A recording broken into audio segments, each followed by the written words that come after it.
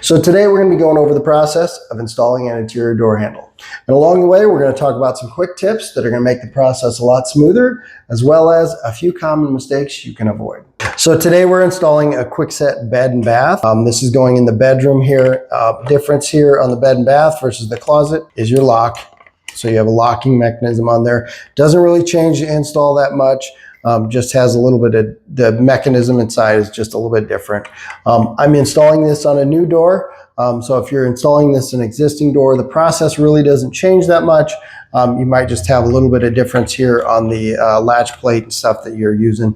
And we're going to go over that too as well. So let's go ahead and get this started.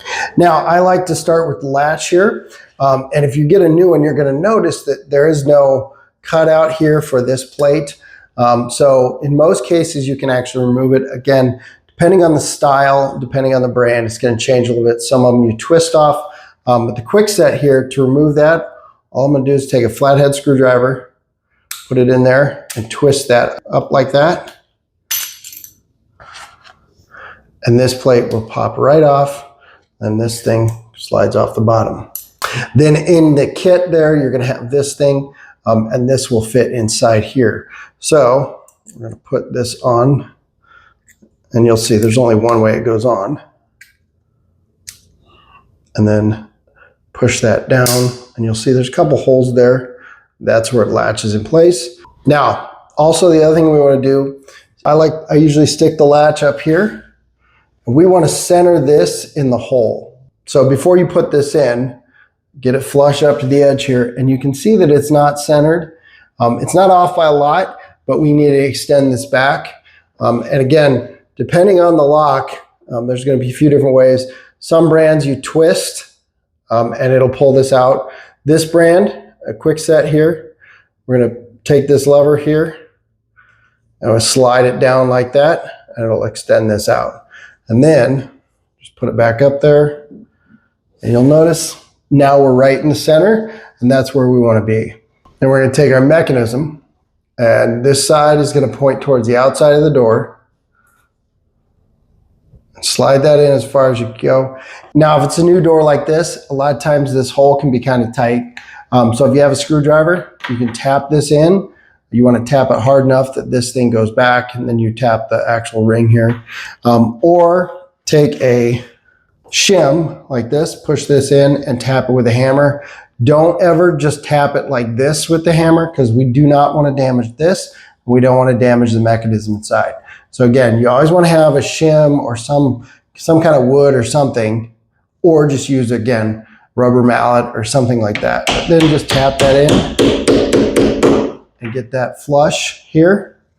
Now, it may not be perfect here, but we can twist this with a screwdriver later. Make sure you're flush there. Now we're going to take the interior side of the door here, and we're going to put this in. Now the interior side's got the locking mechanism on it, but you'll see if you push it like that, it just doesn't fit. On Kwiksets, you got to push this in and then line it up with those holes there. So there's a hole there and a hole there. Just going to line that up, and then you can release this. Now the benefit of that is it's going to hold this in place when you put the other side on. Now we're just going to take our other side here, and this is going to be our exterior. You'll see usually there's a hole or something, especially if it has a locking mechanism. That just allows you to actually unlock this if it happens to get accidentally locked on the inside. Happens quite a bit, honestly. I have kids, so it does happen a lot. Now, on the inside, we're going to have some grooves in here that are going to line up with this outside piece. So you want to make sure that's lined up, but you also want to make sure that your holes here line up with your screws, but you can twist those afterwards. So first, we just want to get this lined up. Now, as you see, I pulled this out a little bit, and that's so that I can kind of see where I'm putting the screws in. You want to hand tighten these to start, just to get them lined up. Make sure it's lined up properly, and then just tighten it a little bit to kind of get it started, and then we'll come back with a screwdriver and get that in. Get it set there.